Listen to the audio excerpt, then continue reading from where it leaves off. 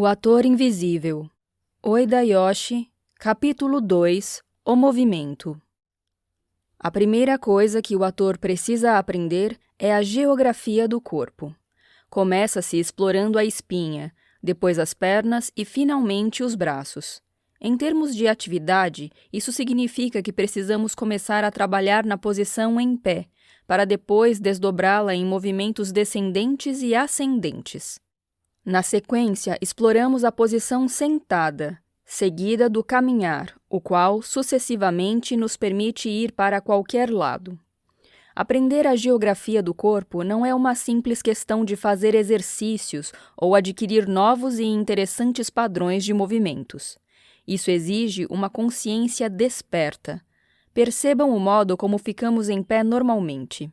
As pequeninas regiões de tensão ou desequilíbrio afetam não só nossa facilidade de movimento e nossa expressão externa, mas também a forma como estamos nos sentindo emocionalmente. Cada minúsculo detalhe do corpo corresponde a uma diferente realidade interior. Em pé. Para que se possam sentir essas mudanças tão sutis, precisamos saber exatamente onde está nosso corpo a cada momento. Por exemplo, onde estão os pés? É claro, eles se encontram na ponta das pernas, mas de que maneira exatamente se relacionam com o resto de nossa autonomia e com as sensações interiores? Eu uso 4 posições básicas dos pés como uma medida de onde eles se encontram. Primeiro, fiquemos em pé com os pés se tocando. Qual a sensação? Depois, coloquemos os pés alinhados abaixo do encaixe do quadril. Vamos sentir onde os ossos das coxas entram no encaixe do quadril, no topo das pernas, e como então descem diretamente em direção ao chão. Se fizermos isso, iremos perceber que nossos pés estão separados entre 5 e 7 centímetros no caso dos homens e entre 6 e 9 no caso das mulheres. As pessoas geralmente se enganam quanto a isso, imaginando que seus quadris são muito mais largos do que geralmente são, ou usando como medida os protuberantes ossos laterais da parte superior da pelvis, em vez do lugar onde o osso da perna encontra a pelvis. Uma vez encontrada a posição, vejamos o que sentimos. A próxima posição para os pés será aquela tomada a partir da largura dos ombros. Isso faz com que fiquemos quadrados no espaço. A posição final é maior do que a da largura dos ombros. Essa posição é regularmente encontrada nas artes marciais, já que se trata de uma postura equilibrada e ativa. Uma vez descobertas essas 4 posições diferentes, vamos decidir se deixaremos os pés paralelos ou num ângulo de 45 graus. Sejamos precisos. Praticamente em todos os estilos teatrais do mundo, a ênfase está colocada na manutenção da coluna alongada ereta, mas não rígida. Existem várias maneiras de se atingir esse equilíbrio. Um jeito é projetar nossa emoção interior para baixo da terra, enquanto simultaneamente sentimos que a parte de trás do pescoço está bem alongada, quase como se nosso crânio fosse puxado para cima em direção ao céu. Além disso, a parte inferior do externo fica levemente solta para baixo, porém não tanto que faça o tórax murchar. Quando estive na África com Peter Brook, levamos muitos dias atravessando o deserto do Saara. Numa certa região, não havia árvores, nem montanhas, nem prédios, nem postes telegráficos, nem seres humanos. Apenas céu, terra plana e a linha do horizonte em todas as direções. Comecei a me sentir perdido na imensidão daquele mundo à minha volta. Passei a experimentar maneiras de posicionar meu corpo de modo que pudesse estar naquele imenso vazio. Ficar de pé não era bom, algo me dizia que não estava certo. Então tentei me deitar na planície, que estava coberta de minúsculos seixos, e olhar para cima em direção ao céu. Tendo me deitado dessa maneira, senti como se me tornasse parte do solo do deserto, sendo absorvido pela terra como um cadáver. Eu não tinha uma existência individual. Finalmente, tentei me sentar no chão com a coluna ereta e concentrei minha energia no Hara. Naquele momento, repentinamente, senti como se tivesse um novo tipo de existência, suspenso entre o céu e a terra, conectando céu e terra como se fosse uma ponte. Por tentativa e erro, descobri a posição que me capacitava a estar plenamente naquele espaço particular. Vamos ficar em pé, com os pés afastados, mantendo a mesma distância da largura dos ombros. Vamos então tentar imaginar que nossa pele é como um saco plástico. Dentro deste saco há somente água. Nada de cérebro, nem coração, nem estômago, apenas água, transparente e cristalina. Sem fechar os olhos, olhamos a água.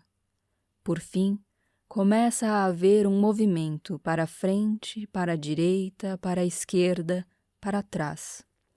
Trata-se de um belo e suave movimento, apenas como a água é.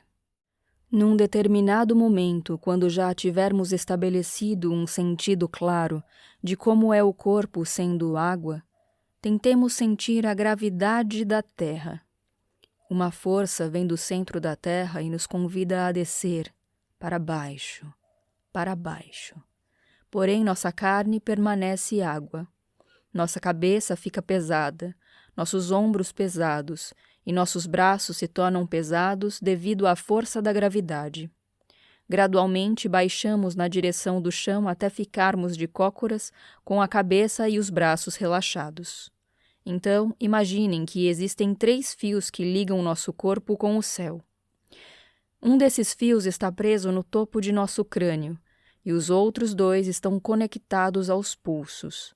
Esses 3 fios começam a nos puxar para cima na direção do céu, até que nos sintamos eretos, em pé novamente, com os braços suspensos no ar, como se esse saco de água estivesse pairando no ar.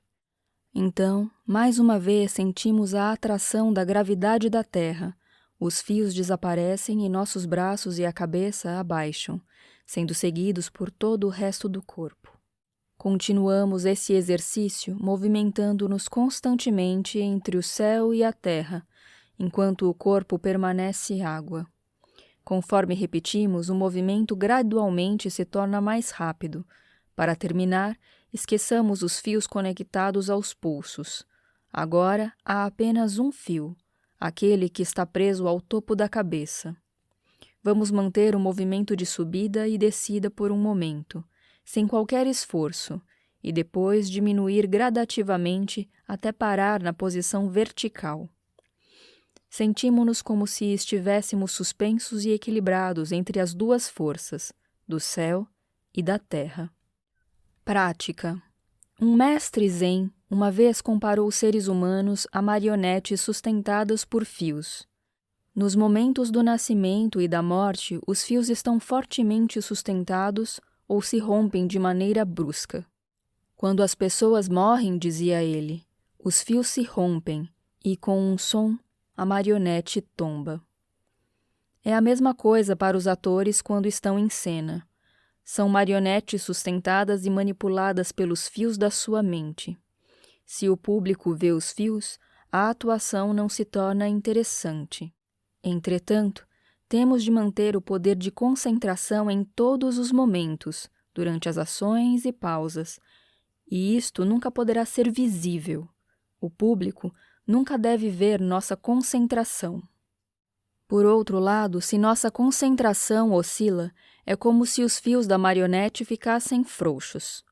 As ações se tornam espasmódicas e o público desperta para o fato de que estão assistindo a marionetes, em vez de se convencerem de que estão vendo seres vivos reais. Do mesmo modo, se o fio da concentração do ator fica frouxo, a atuação não funciona. Se os fios estiverem bem esticados e ainda invisíveis, a atuação parecerá convincente e não mecânica, completamente viva. Este tipo de tensão dos fios não é apenas usado no palco, isso também existe conforme atuamos na vida cotidiana. Ao irmos para nossas vidas cotidianas, deveríamos sempre tentar manter um profundo estado desperto em nossas mentes, uma espécie de tensão da alma. Cada ato na vida diária deve estar comprometido com um fio esticado, trazendo uma ampla consciência de todo o nosso ser para cada momento, para cada hora. Como atores, é essencial que ocupemos e exercitemos nossa imaginação sempre que possível. Em tese, qualquer exercício físico que fazemos deveria também ser um exercício para a imaginação, em vez de ser algo exclusivo para o corpo. Existe também outra vantagem. Se fizermos um simples exercício como o de dobrar os joelhos e pensarmos unicamente nos músculos envolvidos, nossas pernas irão rapidamente ficar pesadas e doloridas, de modo que o movimento se torna um trabalho pesado. No entanto, se usarmos as imagens dos fios e nos movermos entre céu e terra, a ação se tornará mais fácil e conseguiremos foco para nossa concentração interior. Quando estamos fazendo um exercício, tendemos a pensar: isso é só um exercício. Se eu cometer um erro, não tem a menor importância. Entretanto, se cometermos um erro no palco, temos de seguir adiante e tentar compensá-lo. Não podemos parar e recomeçar. Na verdade, não podemos de modo algum nos dar ao luxo de cometer erros. Atores tradicionais que constantemente testam seu trabalho na frente de um público de verdade estão acostumados com esse tipo de problema, e seu trabalho tem um foco definido e imediato, mesmo quando estão apenas treinando. Todos os atores deveriam pensar desse modo quando se exercitam. Quando praticamos, é bom imaginar que estamos fazendo os exercícios diante de um público. Rapidamente, isso se torna importante, de modo que nos comprometemos totalmente, escapando de um certo desleixo. Desse jeito, a qualidade de nosso trabalho irá aumentar e o treinamento será verdadeiramente útil. Se pensarmos que estamos apenas fazendo um exercício, o trabalho será de pequeno valor, independentemente de quão bom for o rendimento. Podemos igualmente utilizar essa técnica no dia a dia. Vamos imaginar que estamos no palco e pessoas estão nos observando. É claro que não precisamos interpretar nenhum personagem ou fazer algo absolutamente fantástico. Sejamos apenas nós mesmos naturais. Conforme formos nos habituando a isso, provavelmente iremos perceber que nossa consciência começará a mudar. Permaneceremos despertos para o mundo exterior e não ficaremos totalmente perdidos em nossas atividades. Quando atuamos desse jeito, somos completamente nós mesmos e, ao mesmo tempo, estamos atentos para nossa autoobservação, mantendo dois estados, o eu subjetivo e o eu objetivo. Imaginar que estamos sendo observados por um público produz esse tipo de divisão da atenção. E, além disso, o corpo aprende alguma coisa quando percebe que está sendo observado. Isso não é narcisismo ou exibicionismo, e nosso próprio corpo simplesmente fica acostumado a ser observado. Sendo assim, quando estamos realmente diante de um público real, nosso corpo já está habituado a isso, de modo que não seremos surpreendidos por situações inesperadas e aterrorizantes. Se não estivermos acostumados a ser observados, no momento em que nos encontrarmos no palco, seremos afetados quando sentirmos os olhos do público voltados para nós. Nosso corpo irá reagir diferentemente e nossos sentimentos provavelmente não estarão muito soltos. Mas, se imaginarmos a presença de um público mesmo na vida cotidiana ou quando estamos fazendo exercícios, vamos nos habituar a essa sensação, de maneira que isso se tornará algo familiar e, portanto, menos ameaçador quando estivermos diante de uma situação real. Nesse caso, a imaginação nos ajuda. Direções do movimento. Na vida cotidiana, nossa tendência é focar nossa atenção somente sob nossa pele. Movimentamos nossos corpos aqui e ali, pegamos objetos, evitamos encontrões com cadeiras, abrimos à nossa maneira caminho pelas ruas abarrotadas de gente, e durante todas essas ações, raramente pensamos onde, na verdade, nosso corpo se situa no espaço que nos cerca. No entanto, o corpo do ator existe dentro do espaço único do teatro e necessita expandir-se para que possa preenchê-lo.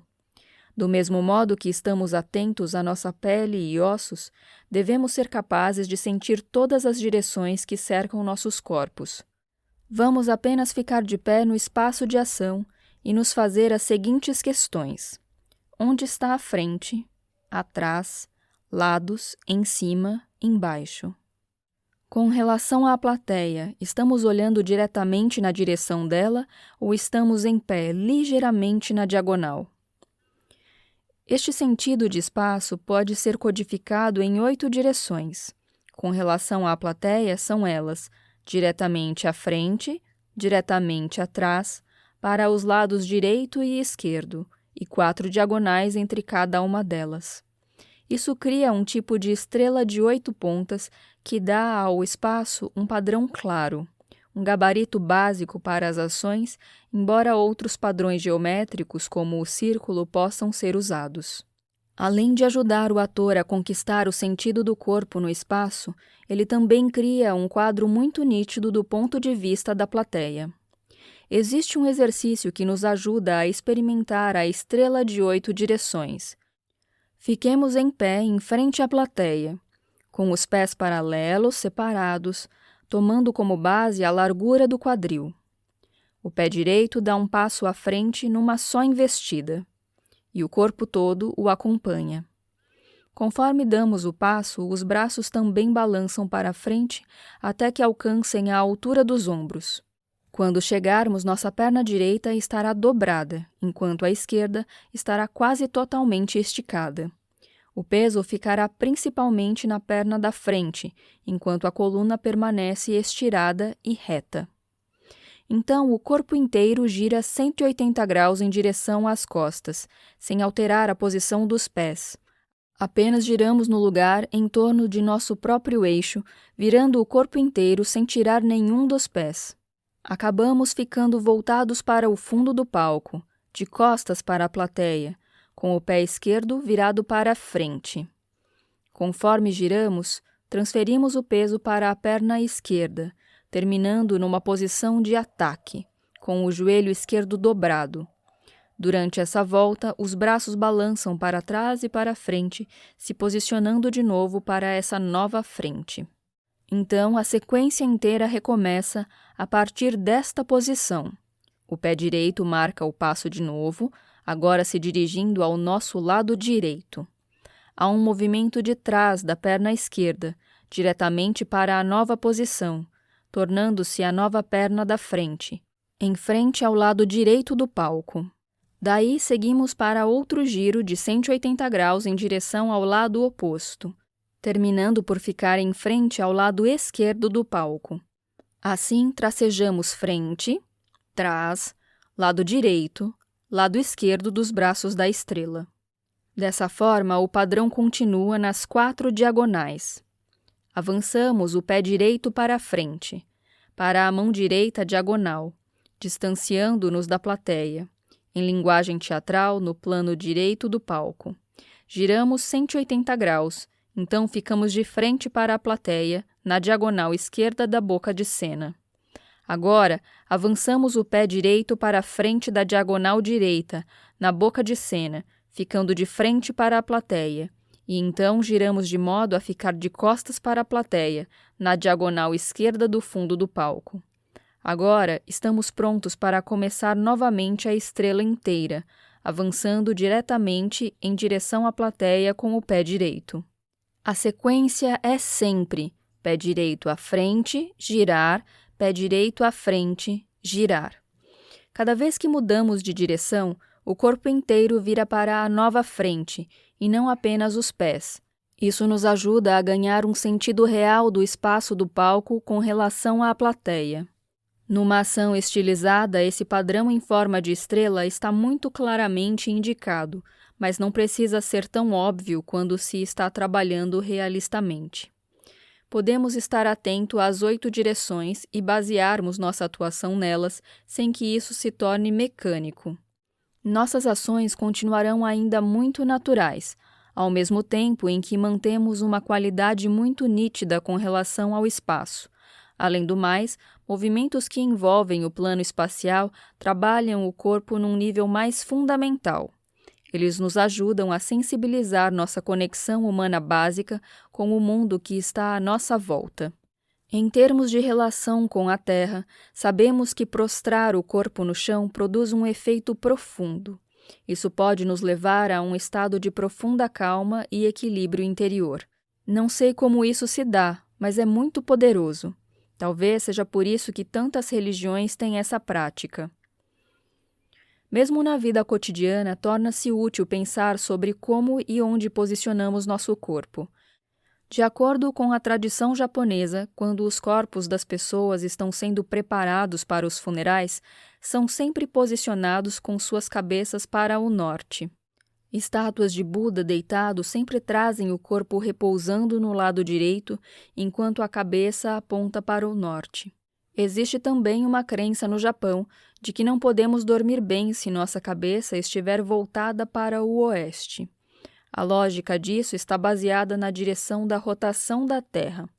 Se dormirmos com a cabeça girando na mesma direção da rotação terrestre, ou seja, para o leste, a sensação é diferente daquela em que a cabeça está orientada para oeste, na qual se está girando primeiro com os pés. Então, se tivermos de dormir com a cabeça paralela ao equador, devemos posicionar a cabeça para o leste. No entanto, a melhor posição para dormir é com a cabeça em direção ao polo mais próximo, em outras palavras, para o norte para quem vive no hemisfério norte. Para quem vive no hemisfério sul, deve dormir com a cabeça voltada para o sul. Realmente não sei se todas essas crenças tradicionais são verdadeiras ou úteis, mas está claro que deitar em diferentes posições produz diferentes sensações interiores. Todos nós sabemos que dormir do lado direito é bem diferente de dormir do esquerdo, e cada um de nós tem nítidas preferências quanto às posições para dormir. De certa forma, existimos numa rede de tempo e espaço. Nossos corpos estão situados no centro do norte, do sul, do leste, do oeste, do em cima, do embaixo, da direita, da esquerda, do passado, do futuro, do nascimento e da morte. Sentar. A próxima posição a considerar é a sentada. No Ocidente, os atores normalmente baseiam seus movimentos na posição em pé ou sentados em cadeiras, raramente descendo até o chão.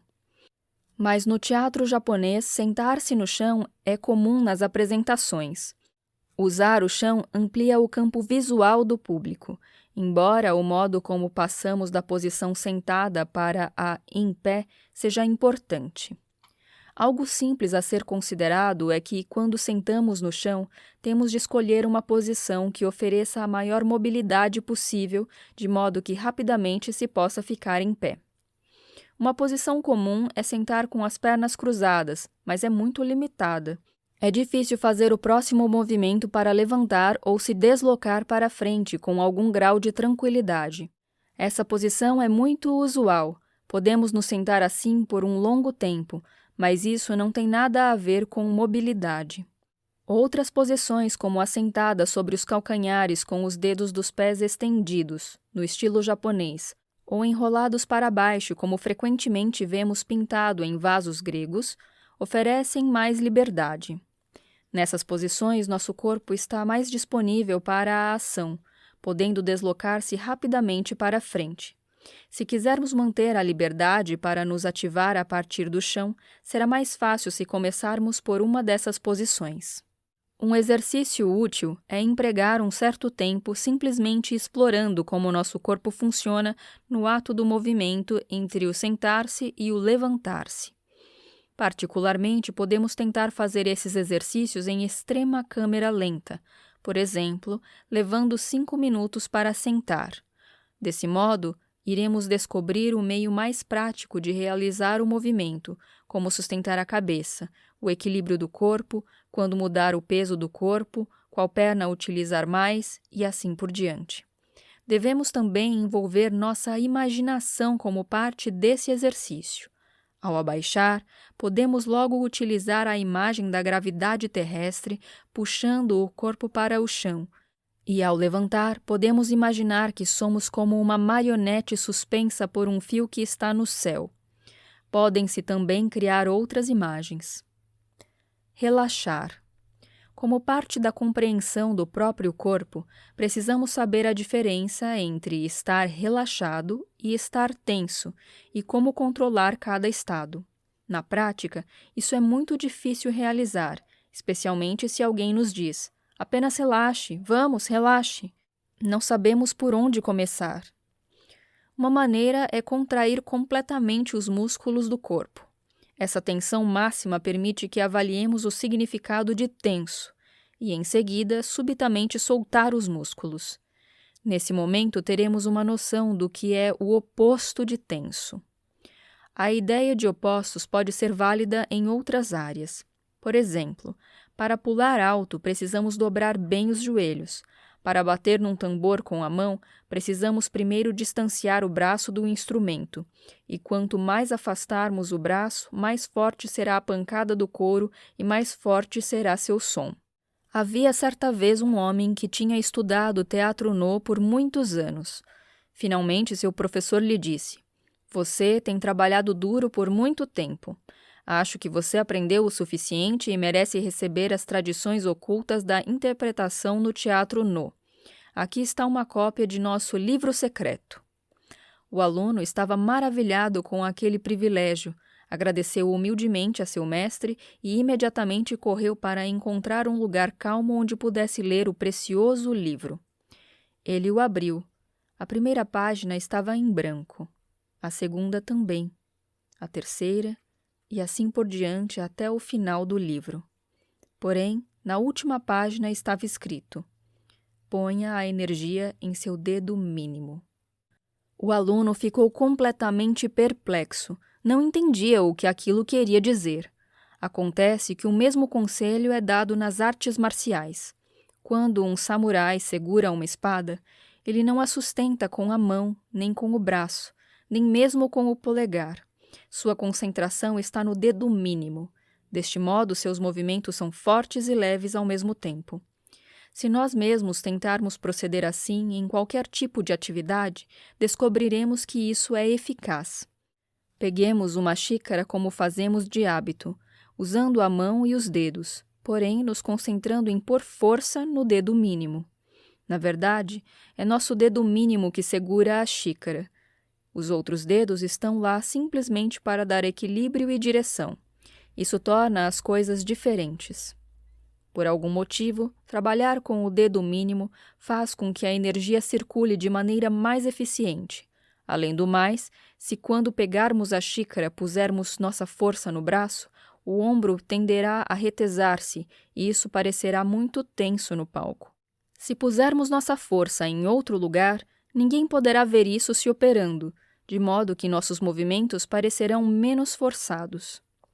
Um outro mestre de No abordou isso de um modo ligeiramente diferente. Ele disse: "O segredo está no dedo mínimo e no arco do pé. Ponhamos nossa força ali. Não tenho como explicar qual a razão disso, mas esse é o segredo." Na realidade, é impossível forçar os músculos intensamente nessas regiões, mas, pensando nelas, retiramos nossa atenção da cabeça, do pescoço ou das pernas, onde a tensão muscular visivelmente cria problemas para o ator. Caminhar. Quando observamos pessoas que naturalmente caminham bem, elas parecem não se movimentar dos quadris à cabeça. Temos a sensação de que as únicas coisas que estão em ação são as pernas, enquanto a parte superior do corpo está imóvel. Essa não é uma imobilidade de rigidez ou esforço muscular. É uma imobilidade da liberdade trazida pelo relaxamento. O corpo está tranquilo, mesmo os órgãos internos estão calmos. Desse modo, pode-se facilmente caminhar uma longa distância sem que se fique cansado. Podemos constatar essa ação no teatro no. O próprio corpo dos atores não se mexe, ao contrário, parece ser transportado pelos pés, através do palco com o mínimo esforço. É como se os atores estivessem sentados confortavelmente sobre seus corpos, o que resulta em movimentos bem equilibrados. Os músculos trabalham de um modo relaxado, mas muito potente.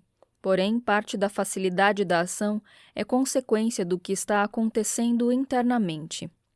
Quando estudamos no, somos constantemente lembrados da importância do hara, e esta área é mantida aberta. Como resultado, pode-se acumular energia interna que, por sua vez, nos mantém fisicamente centrados e bem equilibrados. Um bom ator deve ser fisicamente estável, não rígido como uma árvore, mas flexível como água. Tentemos um exercício. Fiquemos de pé, calmamente, de frente a um parceiro. Estamos relaxados e receptivos. O parceiro tenta nos desequilibrar, empurrando subitamente ora nosso ombro direito, ora o esquerdo, ou o quadril direito ou o esquerdo. Primeiro uma parte, depois a outra, não todas ao mesmo tempo. Nosso parceiro tenta nos pegar com a guarda aberta, portanto não podemos prever qual parte será atingida.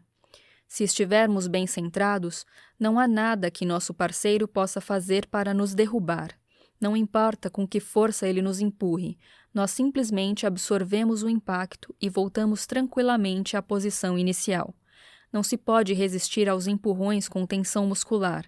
Ao contrário, estando aprumados e receptivos, seremos capazes de simplesmente absorver qualquer coisa que aconteça. Quando o hara está aberto, nossa energia interna aumenta, tornando-nos mais bem equilibrados. Além disso, uma vez que o foco da voz fica abaixo do umbigo, o hara aberto é muito importante. Contrariamente, se abrirmos o peito, ficamos desequilibrados.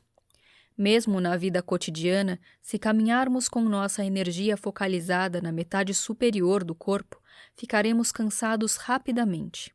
Se deixarmos nossa energia recair sobre o hara, seremos capazes de continuar por muito mais e nos sentiremos menos cansados. Tentemos caminhar naturalmente. Caminhemos sem acrescentar nada extra ao nosso caminhar. Notaremos que o caminhar é único, absolutamente individual.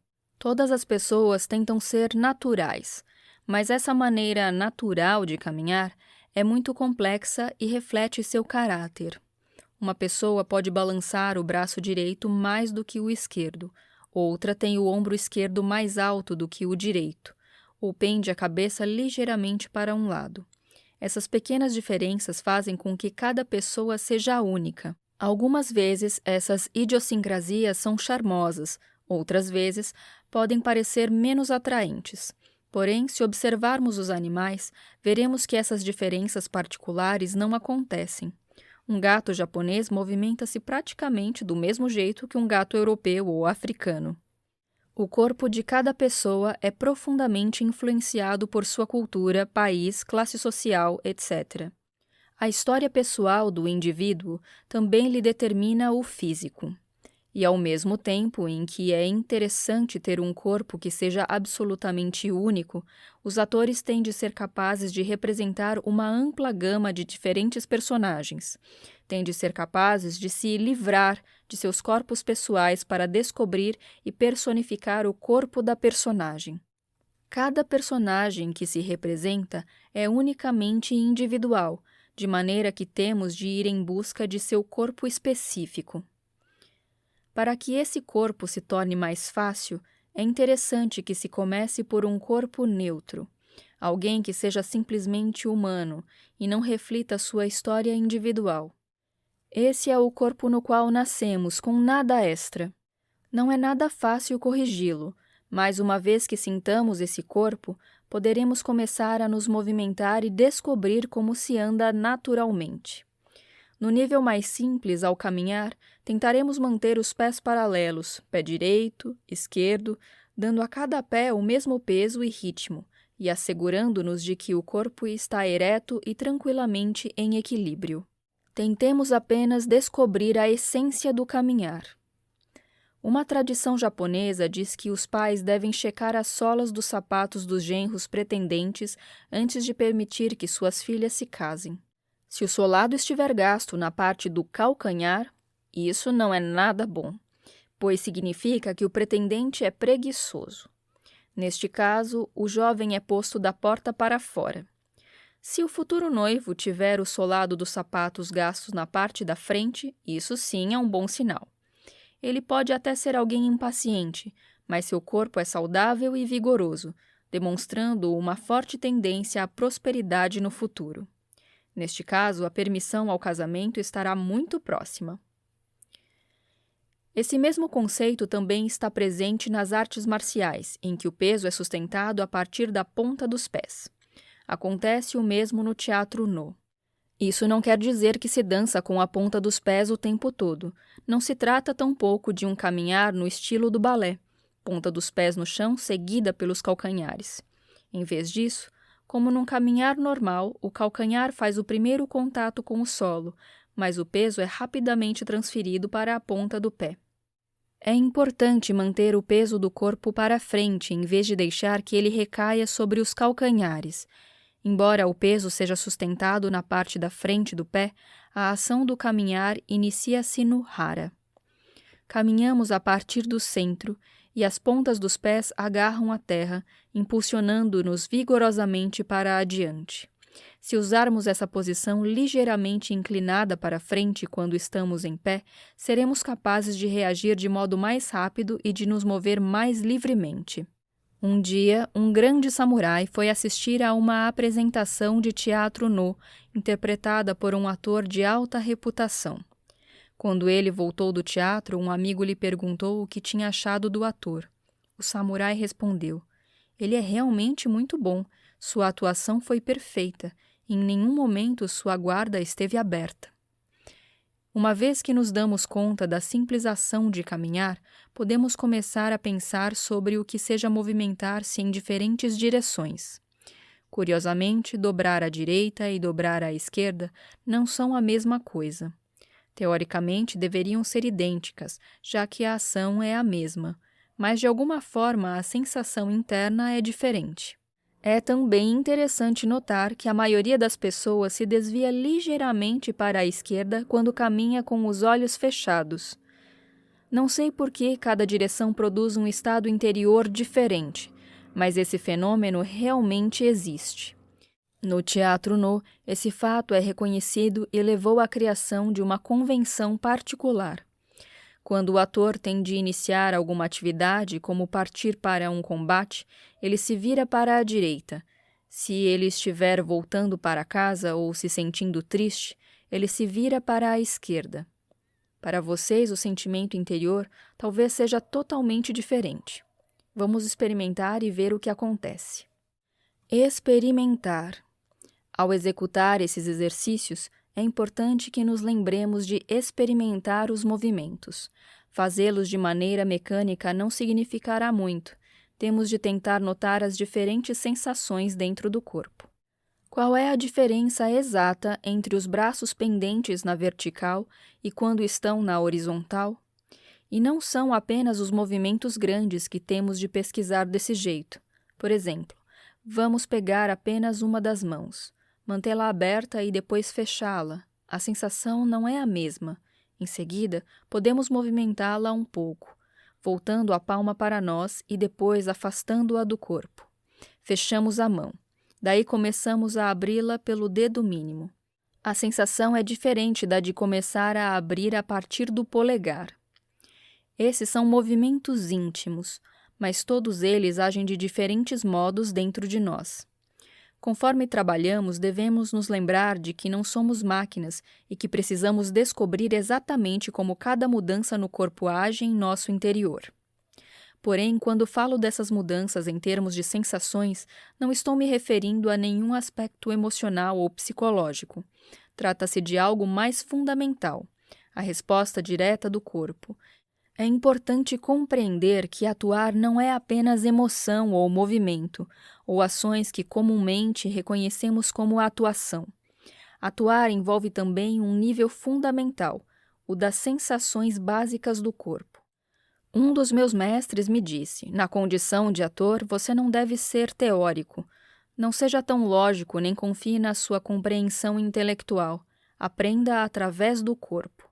Talvez ter escrito este livro tenha sido uma má ideia, já que se trata de um exercício intelectual. A coisa mais importante a ser lembrada é que precisamos compreender que a atuação se dá através do corpo e não do cérebro.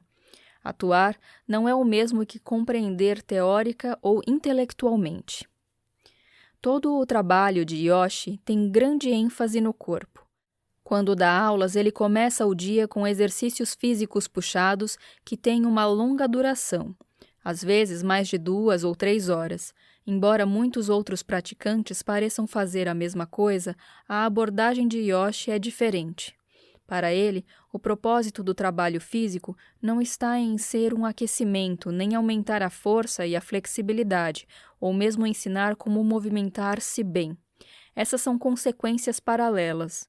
Não se trata de uma preparação para atuar. Para ele, trabalhar fisicamente capacita o ator a ganhar uma compreensão mais profunda de um processo fundamental. Através do corpo, aprender algo que vai além do próprio corpo. Para alcançar isso, é preciso estar completamente presente dentro da própria pele, o tempo todo, ainda que se esteja fazendo exercícios que não estão relacionados com o trabalho de Yoshi.